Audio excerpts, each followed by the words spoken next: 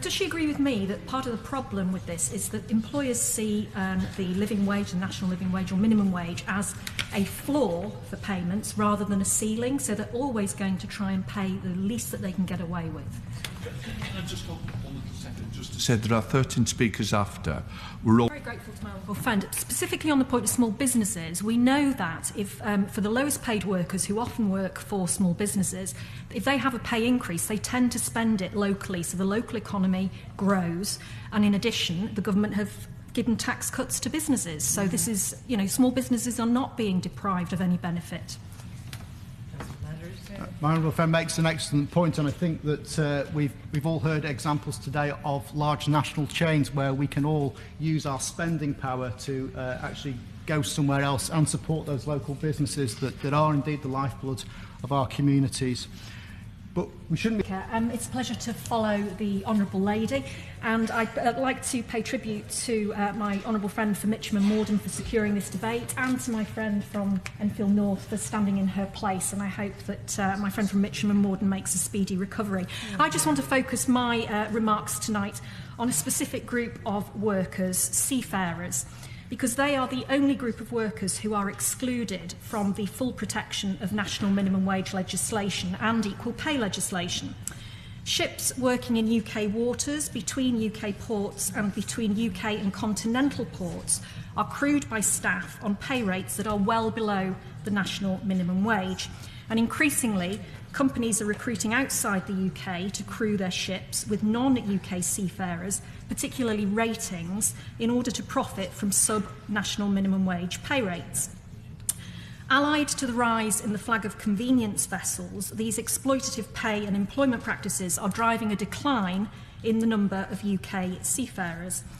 In the early 1980s, there were 28,000 officers and 30,000 ratings in the UK Merchant Navy, but by June of last year, the total number of UK seafarers had dropped to 23,380, a fall of nearly 60%. The position for UK ratings, particularly deck and engine, has become exceptionally precarious, with 8,830 working at sea last year, a fall of over 25% since 2011 and over 70% in the last 30 years. Pay exploitation in the UK shipping sector is happening because non-EU seafarers are excluded from the full protection against nationality-based pay discrimination in the Equality Act of 2010. Following years of campaigning by maritime unions, the last Labour government commissioned an independent assessment of the impact of nationality-based pay differentials in the shipping industry.